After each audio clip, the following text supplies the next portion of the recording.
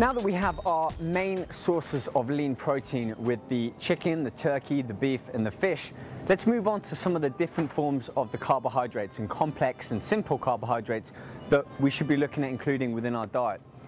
Bread.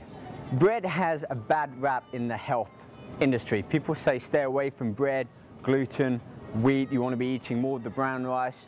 Okay, maybe that has some truth into it, but you can still incorporate bread into your healthy eating. You know, it's part of a lifestyle at the end of the day.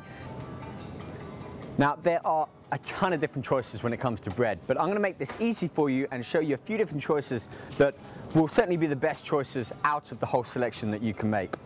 First of all, look at the whole wheat, the whole grain. You want to get the full grain, and the reason for that is it's a more complex carbohydrate. Whole grain, whole wheat, and if you can, gluten-free. A lot of people cannot deal with gluten and they tend to get a little padded, even more so around the gut or around their cheeks as well. So if you have a problem when you're dieting of losing that last final few pounds around the lower abdomen, have a look at gluten, and if you're having it in your diet, try cutting it out and see the effect it has.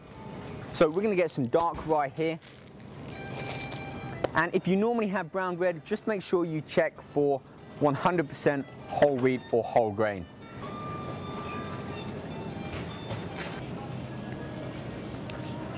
Whilst we're on the subject of talking about bread, let's have a look at the different types of bread or doughs that you can get.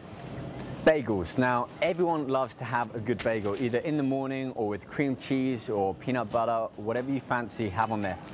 Bagels are considered high glycemic. Now we're going to talk more about the glycemic index and the glycemic load a little bit later on once we're back in the kitchen. But bagels are one of the foods you need to limit and have more so in the morning or after strenuous exercise or intense cardio workouts, because these will spike your insulin level and blood sugar level higher than other complex foods. And that's another key point. I don't want to buy something just so I can have it later, because if it's going to be in my kitchen or in my refrigerator, guess what? It's going to be there for me to eat. If I limit myself from having those foods, I'm not going to be able to eat them. So don't buy it. Only buy the good stuff, but also allow yourself a cheat or a treat meal, as I like to call it, every now and again. It's about preparation. Let's keep going.